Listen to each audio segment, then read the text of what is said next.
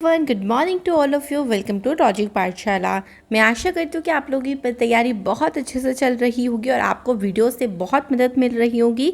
तो आज का देखिए हमारा जो क्लास है उसमें हम कवर करेंगे 19 और 20 सितंबर के इंपॉर्टेंट करंट अफेयर्स के क्वेश्चंस। कल आप लोगों ने रिवाइज़ किया और बहुत सारे स्टूडेंट ने बहुत अच्छे कमेंट्स भी किए। देखिए आपका रिवीजन बहुत अच्छे से चल रहा है। तो इसी तरीके से हमारा डेली रूटीन रहेगा। हम पूरे वीक में डेली करंट अफेयर्स को अच्छे से डिटेल वाइज करेंगे और संडे के दिन आप लोग रिवाइज कर सकते हो सारा का सारा करंट अफेयर्स।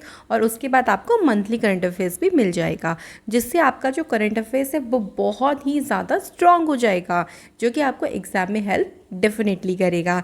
तो चलिए फिर बहुत सारी बातें ना किए बिना स्टार्ट करते हैं आज के इस क्लास को। और इसका पीडीएफ आप लोगों को टेलीग्राम से मिल जाएगा।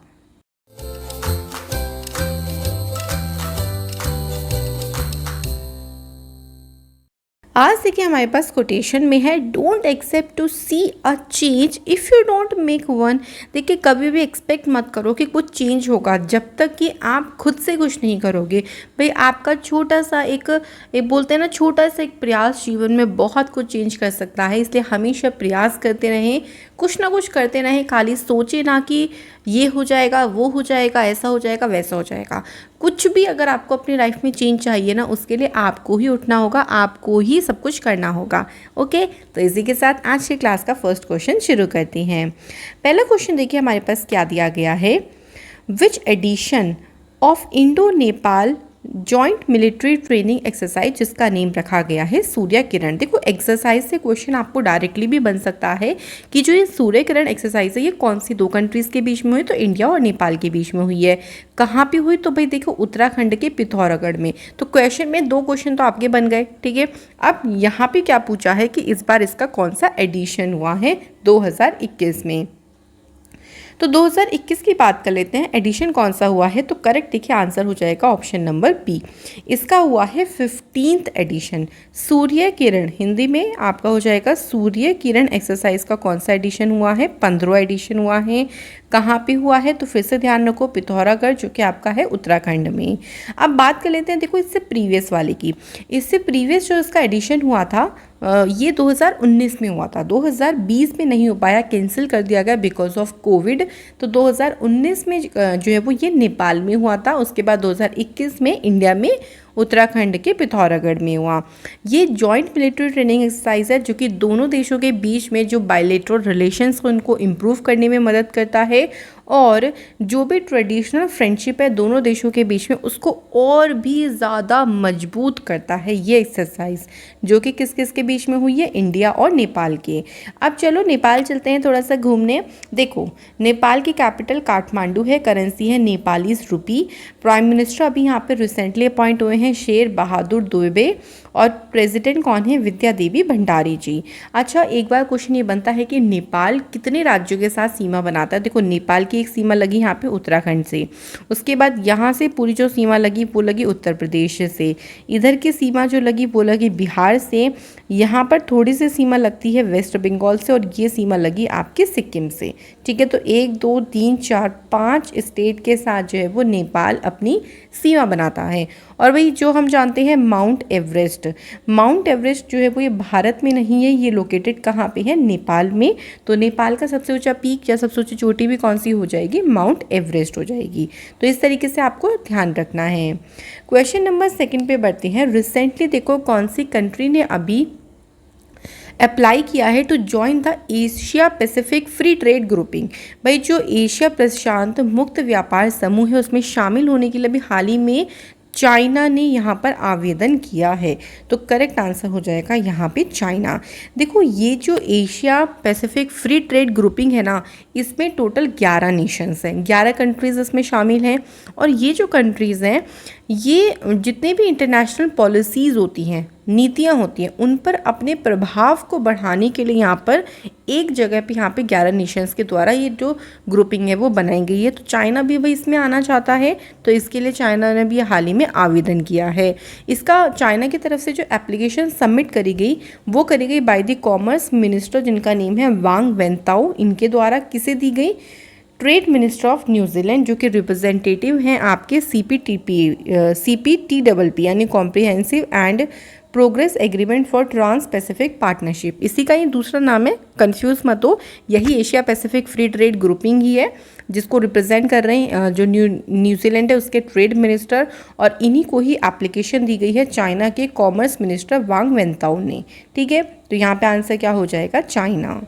इसके बाद है हु रिप्रेजेंटेड हो, अगर देखो आपको जानना है कि 11 नेशंस कौन कौन से हैं, तो मैं आपको एक आध नेशन का नाम बता देती हूँ। देखो जैसे ऑस्ट्रेलिया हो गया, सेकंड आपका हो जाएगा ब्रूनेई, उसके बाद चिले इसमें शामिल है, कनाडा भी इसमें शामिल है, जापान शामिल है, मैक्सिको हो गया, मलेशिया हो गया, और पेरू हो गया इसमें शामिल, और न्यूजीलैंड तो है ही इसमें शामिल, सिंगापुर एंड वियतनाम। तो ये टोटल 11 कंट्रीज़ है जो है इस ग्रुपिंग में शामिल थी। ठीक है, अगला क्वेश्चन देखिए क्या है, who represented India at SCO summit, जो शंघाई कोऑपरेशन ऑर्गेनाइजेशन का समिट हुआ।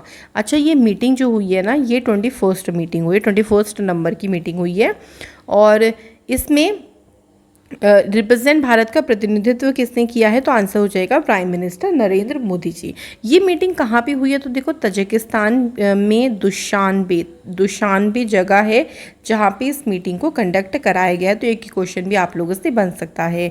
तो आप यहाँ पे देख सकते हैं कि इसका कौन सा एडिशन है, 21st एडिशन है। जब prime minister Modi ji address कर रहे थे, इस मीटिंग को संबोधित कर रहे थे, तो उन्होंने वेलकम भी किया ईरान का, जो कि एक नया मेंबर बना है SCO का, और 3 नए डायलॉग पार्टनर्स भी बने हैं, इजिप्ट, सऊदी अरेबिया और कतर। तो प्राइम मिनिस्टर मोदी जी ने इनका वेलकम भी किया। इस मीटिंग को इसकी जो चेयरमैनशिप थी वो तजिकिस्तान के पास थी, तो तजिकिस्तान के प्रेसिडेंट इमोमली रहमोन के द्वारा ही इस मीटिंग की अध्यक्षता कराई गई है। तो याद रहेगा क्वेश्चन का आंसर। चलिए, इसके बाद है बाय विच ईयर द जल शक्ति मिनिस्टर, जल शक्ति मंत्रालय किसके पास है, आप लोग मुझे जल्दी से कमेंट करके बताएंगे खटाखट से होमवर्क क्वेश्चन के साथ कि जल शक्ति मंत्रालय किसके पास है। उन्होंने एक टारगेट रखा हुआ है to set up water testing lab in every block of the country. ठीक है, मतलब उन्होंने टारगेट रखा है कि कंट्री के हर एक ब्लॉक्स में जो वाटर टेस्टिंग लैब है, कि वाटर की टेस्ट किया जाएगा कि ये पीने योग्य है या प्रदूषण रहित है या इसमें पोल्यूटेड वाटर है, कैसा है। तो पूरी जो टेस्टिंग लैब है उनको सेटअप करने का एक टारगेट रखा गया है 2023। किसने रखा है, जल शक्ति मिनिस्टर के द्वारा ये टारगेट रखा गया है। तो आपको ध्यान रखना है 2023 का जो टारगेट है वो रखा गया।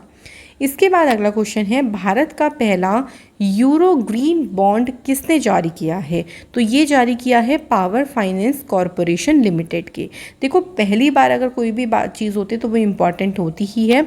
अगर हम इसकी बात करें यूरो बॉन्ड की, ठीक है, ग्रीन यूरो बॉन्ड की, तो ये 7 साल का जो है वो पूरा बॉन्ड है, और इसका जो प्राइसिंग है वो है 300 मिलियन, मतलब इस बॉन्ड का जो प्राइसिंग है वो 300 मिलियन का प्राइस है, और ये किसी भारतीय NBFC के द्वारा पहली बार यूरो जारी करने वाला भी है। ठीक है, तो इस तरीके से ध्यान रखिएगा। कौन सी कंपनी है आपकी, पावर फाइनेंस कॉरपोरेशन लिमिटेड, जिसका हेडक्वार्टर कहाँ पे है, न्यू दिल्ली में है।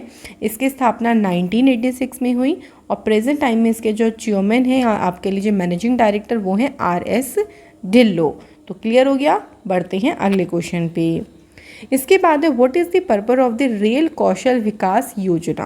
देखो भी हाल ही में रेल कौशल विकास योजना शुरू की, इसका उद्देश्य क्या है, क्यों शुरू की है, तो इसका ये उद्देश्य है कि जो यूथ है ना उनको ट्रेनिंग प्रोवाइड करना by the railway training institute, कि जो रेलवे ट्रेनिंग इंस्टीट्यूट है वहाँ पे जो युवा वर्ग है, युवा पीढ़ी है, उनको यहाँ पर ट्रेनिंग्स प्रोवाइड करना, ये इसका मेन उद्देश्य है। तो आंसर यहाँ पर हो जाएगा ऑप्शन नंबर आपका ए हो जाएगा। ठीक है, तो योजना के तहत जितने भी यूथ हैं उनको जो रेलवे ट्रेनिंग इंस्टीट्यूट है वहाँ पे उनको एंट्री मिल जाएगी, और वो यहाँ पे अपना ट्रेनिंग कर सकते हैं।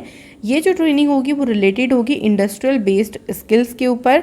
अराउंड इसमें 50,000 जो कैंडिडेट है वो यहाँ पर इस ट्रेनिंग में पार्टिसिपेट कर पाएंगे, और इसके लिए जो कैंडिडेट है उनकी एज होनी चाहिए 18 to 25 ईयर के बीच में, और 10th उनका पास होना चाहिए। तो उस हिसाब से वो यहाँ पे ट्रेनिंग को कर सकते हैं। ठीक है, क्वेश्चन भी ध्यान रखिएगा कि ये जो रेल कौशल विकास योजना है किसने शुरू करी, रेल मंत्रालय ने शुरू करी है। ठीक है, इसके बाद है इंडिया का 61st नंबर का जो सॉफ्टवेयर टेक्नोलॉजी पार्क सेंटर है, हाल ही में इसे कहाँ पर खोला गया है? तो देखिए जो 61st नंबर का जो सॉफ्टवेयर टेक्नोलॉजी पार्क इसे खोला गया है नागालैंड में। तो आंसर क्या हो जाएगा? ऑप्शन नंबर डी हो जाएगा। अब देखो ये जो इनॉग्रेशन हुआ है ना इसका, तो नागालैंड की कैपिटल कोहिमा में किया गया है और ये फुलफिल करेगा जो प्राइम मिनिस्टर मोदी जी ने एक विज़न रखा हुआ है to create a technology ecosystem. मतलब इस तरीके से आपका इकोसिस्टम हो बिल्कुल टेक्नोलॉजी वाला, है ना। तो उस विज़न को और भी अच्छे से फुलफिल करने में ये योजना मदद करेगी और इससे अपॉर्चुनिटीज़ भी मिलेंगी जो फ्यूचर जनरेशन है उनको। तो यहाँ पे ध्यान रखिएगा कि किससे संबंधित है। और ये भी पूछ सकते हैं, सॉरी इसमें पूछा गया था कि इसको ओपन कहाँ किया गया था, तो नागालैंड। नागालैंड की बात कर लेते हैं तो एक बार आप लोकेशन देख सकते हैं, नागालैंड, कैपिटल इसकी है कोहिमा, सीएम है नेफ्यूरियो और गवर्नर का नाम है जगदीश मुखी। इसके बाद अगला क्वेश्चन है which state government has launched selfie bid temple campaign. बहुत ही इंटरेस्टिंग देखो कैंपेन है ये। और अगर हम बात करें सेल्फी जो ये टेम्पल कैंपेन है इसको कौन से स्टेट ने शुरू करा है, तो आंसर हो जाएगा उत्तराखंड। उत्तराखंड में भी देखिए आम आदमी पार्टी के द्वारा ही पूरा तरीके से इसको ऑर्गेनाइज किया गया है। अब इसके तहत क्या होगा, देखो नाम से पता चल जाएगा थोड़ा सा, सेल्फी विद टेम्पल कैंपेन। तो इसमें देखो लोगों को यहाँ पर बोला जाएगा कि आप के अराउंड कोई भी अगर टेम्पल हो, कोई भी ऐसा प्लेस हो, तो आप उसके सामने खड़े होकर सेल्फी लीजिए और उसे पोस्ट करिए। पोस्ट करने से क्या फ़ायदा होगा, देखिए अगर कोई भी चीज़ की कमी रहेगी या उसमें सुधार की ज़रूरत होगी तो वो देख के करी जा सकती है। तो इस तरीके से यहाँ पर सेल्फी विद टेम्पल कैंपेन को उत्तराखंड में शुरू किया गया।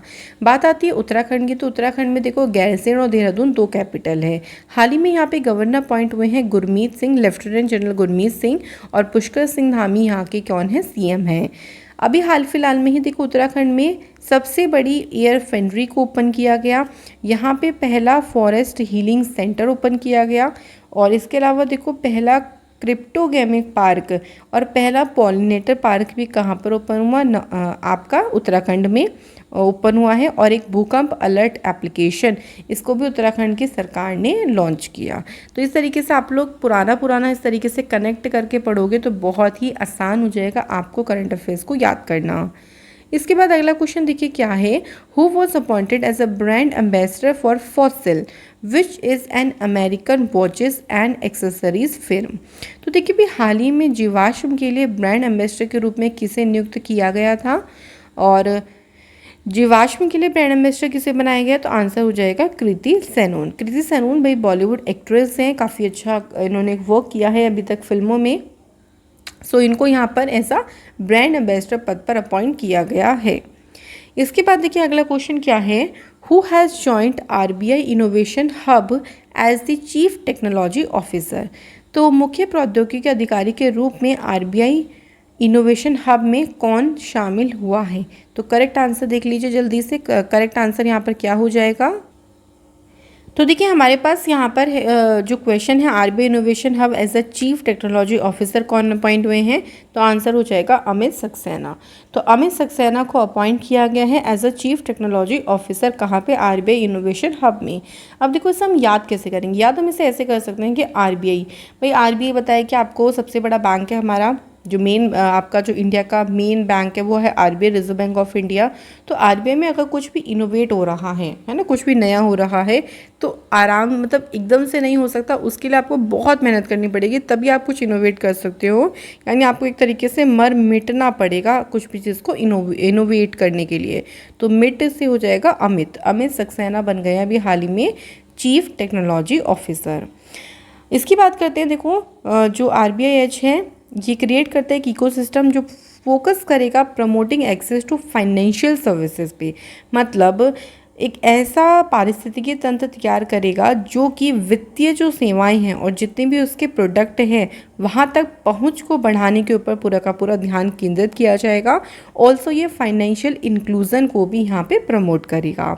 RBI 1935 में बना है, इसका हेडक्वार्टर मुंबई में है और गवर्नर का नाम क्या है, शक्तिकांत दास। तो इस तरीके से आपको आरबीआई के बारे में ध्यान रखना है।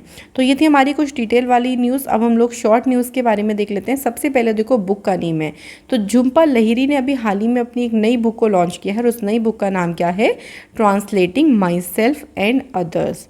तो अब देखो इस बुक को याद भी कैसे करेंगे, इसके बारे में भी बात करेंगे कि translating my self and others book को हम लोग झुम्पा लाहिरी से रिलेट कैसे करेंगे। सो देखो आप ऐसे याद कर सकते हो, झुम्पा से हम लोग बनाएंगे झुमका, है ना, हम लोग इसको बनाएंगे झुमका। तो जैसे कहीं मान लीजिए कान का झुमका गिर गया तो उसे हम ढूंढने लगते हैं ना, और सबसे भी कहते हैं कि आप भी ढूंढो। तो माई सेल्फ हम खुद भी ढूंढ रहे हैं और अदर्स दूसरों से भी कह रहे हैं ढूंढने के लिए, है ना। और किसी को अगर बात समझ में नहीं आ रही, जैसे उसके लैंग्वेज कुछ और है, तो उसको हम ट्रांसलेट करके समझा रहे हैं कि भाई यार मेरा झुमका ढूंढ के दे दो बस तुम, है ना। तो इससे याद हो जाएगा झुम्पा लाहिरी। अच्छा, झुम्पा लाहिरी ने और भी कुछ बुक्स लिखी हैं। अभी हाल ही में इनकी कुछ टाइम पहले ही देखो बेयर अबाउट से एक बुक आई थी, याद रखो इसके बारे में भी। और द नेम सेक भी इनकी बुक है जो कि झुम्पा लाहिरी के द्वारा लिखी गई। कुछ अदर इंपॉर्टेंट बुक्स को फटाफट रिवाइज करते हैं। देखिए सबसे पहले है कैप्टन रमेश बाबू, इनके द्वारा बुक लिखी गई है माई ओन मेजगन। संजय गुब्बी ने बुक लिखी है लेपर्ड डायरीज। अनुराधा रॉय ने बुक लिखी है the earth spinner. Jairam Ramesh ने बुक लिखी है the light of Asia. Ashok Chakravarti ने बुक लिखी है the struggle within a memoir of the emergency. और विमल जलन के द्वारा जो बुक है उसका नेम है द इंडिया स्टोरी। तो इस तरीके से आप पुरानी जो बुक्स हैं उनको भी अच्छे से रिवाइज करते चलो। आज देखिए कौन से हमारे पास डेज कौन से हैं। वर्ल्ड बैम्बू डे, तो हर साल 18 सितंबर को मनाया जाता है वर्ल्ड बैम्बू डे। ये जो दिन मनाया जाता है, इस दिन अवेयरनेस फैलाई जाती है किस बारे में, देखिए जो बेनिफिट्स हैं बैम्बू के और किस तरीके से हम उन्हें एवरीडे रोज के जो प्रोडक्ट है उस पर इस्तेमाल कर सकते हैं, इसके बेनिफिट्स बहुत ज़्यादा हैं, इसी के बारे में अवेयर किया जाता है इस दिन के तहत। ये इस बार का जो इसका एडिशन हुआ है, ये 12वां एडिशन हुआ है और इसकी थीम देखिए क्या है, plant bamboo, it is time to plant bamboo. तो इस तरीके से आपको ध्यान रखनी, बहुत ईजी थीम है किस चीज़ की, किसकी, वर्ल्ड बैम्बू डे की। तो वर्ल्ड बैम्बू डे को देखो ऑफिशियली डिक्लेयर किया गया by the world bamboo organization के द्वारा 18 सितंबर को, इसलिए 18 सितंबर को ये दिन मनाते हैं। बैम्बू जो ऑर्गेनाइजेशन, इसका हेडक्वार्टर कहाँ पे है, एंटवर्प में, बेल्जियम में। और इस ऑर्गेनाइजेशन की स्थापना 2005 में हुई और इसके एग्जीक्यूटिव डायरेक्टर कौन है, सुजैन लुकास। तो इस तरीके से आपको ध्यान रखना है इसके बारे में। अगला क्वेश्चन देखिए एक और है, इंटरनेशनल इक्वल पे डे। ये भी आपका 18 सितंबर को मनाया जाता है। इसका उद्देश्य क्या है देखिए मनाने का, कि जो इक्वालिटी, मतलब एक तरीके से तो इतना ज़्यादा डिस्क्रिमिनेशन होता है अगेंस्ट वुमेंस और गर्ल्स के अगेंस्ट में, और बहुत ज़्यादा प्रॉब्लमेटिक होता है, तो इसी चीज़ को कंट्रोल करने के लिए कि इक्वल वैल्यू हो दोनों, किसकी, गर्ल और बॉयज़ की, and break the walls against all form of discrimination including discrimination against women and girls. ठीक है, तो इसी उद्देश्य को लेकर 18 सितंबर को इंटरनेशनल इक्वल पे डे भी मनाते हैं। इसके बाद अगला क्वेश्चन देखिए क्या है हमारे पास, एक और दिवस है वर्ल्ड वाटर मॉनिटरिंग डे। ये 18 सितंबर को मनाते हैं और इसका मतलब ये है, इसका क्यों बनाया जाता है, पब्लिक अवेयरनेस फैलाने के लिए कि वाटर की मॉनिटरिंग और किस तरीके से हम वाटर रिसोर्सेज को प्रोटेक्ट कर सकते हैं, इसी के बारे में लोगों को अवेयर किया जाता है। तो ध्यान रखिएगा यहाँ पे जो हमारे पास डे है वर्ल्ड वाटर मॉनिटरिंग डे है और ये मनाते कम है 18 सितंबर को ये दिन सेलिब्रेट होता है। ठीक है, अब इतना तो हमें देखिए क्लियर हो गया। अब यहाँ पे हम लोग ना एक और दिन देख लेते हैं, इंटरनेशनल रेड पांडा डे। देखो इंटरनेशनल जो रेड पांडा डे होता है ना, ये सितंबर के तीसरे सैटरडे को सेलिब्रेट किया जाता है। तो अब इस बार तीसरा सैटरडे कब पड़ा, तो वो पड़ा 18 सितंबर को, तो इसलिए दिन मनाया गया। और ये दिन लॉन्च किया है by the red panda network इन 2020। तो इन्होंने इसको लॉन्च किया था।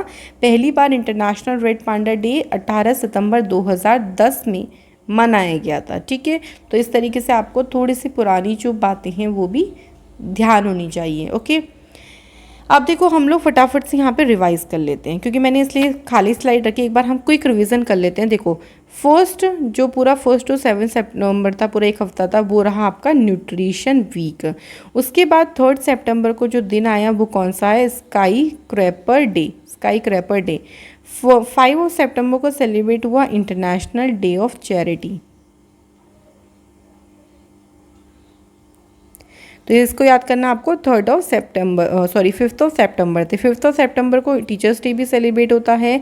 और इसके अलावा बात करते हैं 8th ऑफ सितंबर की, तो 8th ऑफ सितंबर को एक तो होता है इंटरनेशनल लिटरेसी डे और 8th ऑफ सितंबर को ही होता है फिजिकल थेरेपी डे। तो इस तरीके से ध्यान रखना है। अगला आता है 10th of September. 10th of सितंबर को सेलिब्रेट हुआ है वर्ल्ड सुसाइड प्रिवेंशन डे 10 सितंबर को मनाया गया। 11 सितंबर को मनाया गया नेशनल फॉरेस्ट मार्टियर्स डे। इसके बाद देखिए 11 के बाद आपका आता है 14 सितंबर को सेलिब्रेट किया गया वर्ल्ड फर्स्ट एड डे। ये आपका सेलिब्रेट कब होता है, फर्स्ट एड डे वाला। तो यहाँ पे आपको ध्यान रखना है 14 सितंबर को ही आपका हिंदी दिवस भी सेलिब्रेट होता है। ओके, इसके बाद आता है 15 सितंबर को मनाया जाता है international day of democracy. Okay, 16 सितंबर को मलेशिया डे तो होता ही है, इसके साथ साथ वेरी फेमस 16 को वर्ल्ड ओजोन डे भी यहाँ पे सेलिब्रेट किया जाता है। तो इस तरीके से आप जब पुरानी चीज़ें बार बार रिवाइज़ करोगे बहुत बार, तो आपको डेफिनेटली वो चीज़ें अच्छे से याद हो जाएंगी। इसके बाद देखिए क्या है, Rebecca Greenspan has become the first women to serve as a secretary general of United Nation trade and development body. तो यहाँ पे आपको ध्यान रखना है कि पहली वुमेन जो है वो सेक्रेटरी जनरल बनी है किसकी, UNCTAD, और उनका नेम है रेबेका ग्रीन्सपैन। अब देखो यहाँ पे हम इसी ऑर्गेनाइजेशन के बारे में आज बात कर लेते हैं। इसकी स्थापना 1964 में, हेडक्वार्टर इसका जेनेवा स्विट्जरलैंड में है। इसका उद्देश्य क्या है, देखिए वर्ल्ड ट्रेड मतलब हो गया व्यापार, है ना, कि प्रमोट करना the interest of the developing state in the world trade. भाई देखो जो भी स्टेट यहाँ पे इंटरेस्टेड है इस चीज़ में, उनको और भी ज़्यादा प्रमोट करना, ये इसका उद्देश्य है। और इसका हेडक्वार्टर कहाँ पे है, जेनेवा स्विट्जरलैंड में है। तो ये चीज़ें आपको ध्यान रखनी है। अब बढ़ते हैं आज के क्वेश्चंस पे। आज देखिए मैंने क्वेश्चन जो रखे हैं ना, वो रखे हैं ऑटोबायोग्राफीज़ पे। कई बार क्वेश्चन ऑटोबायोग्राफीज़ से बन जाता है, तो चलिए आज देख लेते हैं। सबसे पहले है प्लेइंग इट माई वे। ये किसकी ऑटोबायोग्राफी को हिंदी में बोला जाता है आत्मकथा। तो प्लेइंग इट माई वे, इसकी बात करें तो ये किसकी आत्मकथा है, ये है सचिन तेंदुलकर। तो सचिन तेंदुलकर जी ने 2014 में इसको लॉन्च किया था। नाम है इसका प्लेइंग इट माई वे। इसके बाद है long walk to freedom. Long walk to freedom ये किसकी ऑटोबायोग्राफी है, तो भाई ये नेल्सन मंडेला जी की ऑटोबायोग्राफी है, यानी इनके द्वारा ये जो पुस्तक है वो लिखी गई है नेल्सन मंडेला के द्वारा। अगला क्वेश्चन है डॉटर ऑफ डेस्टिनी। तो मैंने कंप्लीट नहीं लिखा, सिर्फ यहाँ पे बुक का नेम लिख दिया है डॉटर ऑफ डेस्टिनी। ये बुक किसने लिखी है, तो ये बुक लिखी है बेनज़ीर भुट्टो के द्वारा। तो ऑप्शन नंबर बी यहाँ पे बिल्कुल सही आंसर है। इसके बाद अगला क्वेश्चन है देखिए माइंड मास्टर। माइंड मास्टर से आप समझ जाओगे माइंड से हम कौन सा गेम खेला जाता है, तो आपका जो चेस है वो बहुत ज़्यादा उसमें माइंड लगता है खेलने के लिए। तो ये जो माइंड मास्टर बुक है ये किसकी ऑटोबायोग्राफी है, करेक्ट आंसर हो जाएगा विश्वनाथ आनंद। ठीक है, इसके बाद अगला है playing to win. Playing to win ये बताना है आपको कि ये किसकी ऑटोबायोग्राफी है। ऑप्शंस में आपके है BR अम्बेडकर, PV सिंधु, साइना नेहवाल या फिर इनमें से कोई नहीं। तो प्लेइंग टू विन ये किसकी ऑटोबायोग्राफी है, देखिए साइना नेहवाल की ऑटोबायोग्राफी। एक और चीज़ ध्यान रखिएगा, यहाँ पे थोड़ा सा ही अंतर है, बट ऑटोबायोग्राफी चेंज हो जाएगी। प्लेइंग इट माई वे, अगर आप लोगों से ये पूछ लिया प्लेइंग इट माई वे, तो ये सचिन तेंदुलकर की ऑटोबायोग्राफी है जिसका नेम है प्लेइंग इट माई वे। और प्लेइंग टू विन पूछा जाए तो ये आपका हो जाएगा साइना नेहवाल। ठीक है, तो दोनों तरह से ध्यान रखो। तो ये थे हमारे सारे के सारे क्वेश्चंस। मैं आशा करती हूँ कि आज की वीडियो काफ़ी इंटरेस्टिंग और आपको समझ में आ गई होगी। अब चलती है फटाफट से हम लोगों ने जो सैटरडे किया था उसको रिवाइज कर लेते हैं। सबसे पहला क्वेश्चन देखिए क्या है, कौन सी कंट्री ने अभी टेस्ट फायर किया है indigenously developed submarine launched ballistic missile को। तो ये कंट्री कौन सी है, कंट्री है साउथ कोरिया। इसके बाद है पीसफुल मिशन, यानी जो आपका शांतिपूर्ण मिशन है, ये अभ्यास कहाँ आयोजित किया जा रहा है, तो ये अभ्यास आयोजित किया जा रहा है रशिया के साथ। ठीक है, रशिया में आयोजित किया जा रहा है। इंडिया ने भी इसमें पार्टिसिपेट किया है और इस बार इसका जो है वो 6th एडिशन हुआ। इसके बाद देखिए क्या है, पार्टनरशिप में नीति आयोग ने जो ATL स्पेस चैलेंज यहाँ पर लॉन्च किया है।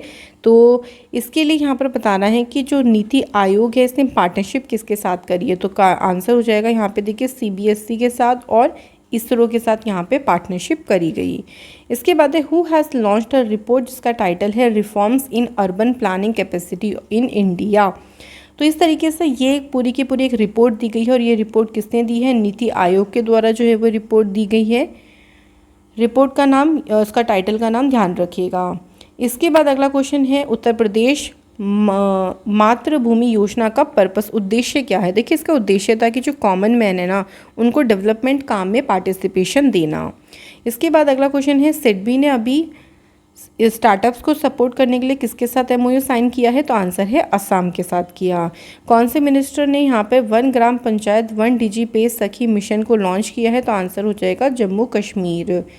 इसके बाद अगला क्वेश्चन देखिए क्या है, 2021 का इंटरनेशनल यंग हीरो एको हीरो इससे किसे सम्मानित किया गया है, तो इससे सम्मानित किया गया है अयान शंकता, और जो कि आपके कहाँ से बिलोंग करते हैं, आपके महाराष्ट्र से बिलोंग करते हैं। इनको यहाँ पे इंटरनेशनल यंग इको हीरो का जो अवार्ड है वो दिया गया। ठीक है, इसके बाद देखो जो हाई लेवल एक्सपर्ट कमेटी है उसको मतलब एक तरीके से एक कमेटी बनाई गई है ताकि जो एनसीसी उनको रिव्यू किया जा सके डिफेंस। और ये कमेटी को किसने बनाई है, तो ये जो कमेटी बनाई है डिफेंस मिनिस्ट्री के द्वारा बनाई गई है।